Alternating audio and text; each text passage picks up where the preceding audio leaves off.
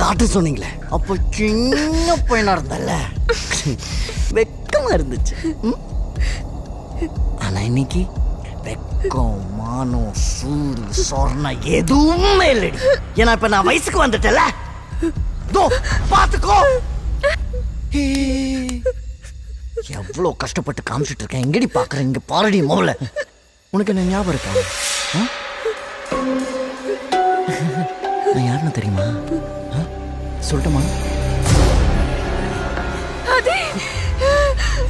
நீங்க ஏதாச்சும் ட்ரை பண்ணா இதை அமுக்கிடுவேன். வந்துட்டாங்க 2 தடிமாடுங்க. உன்னை காப்பாத்துதான்.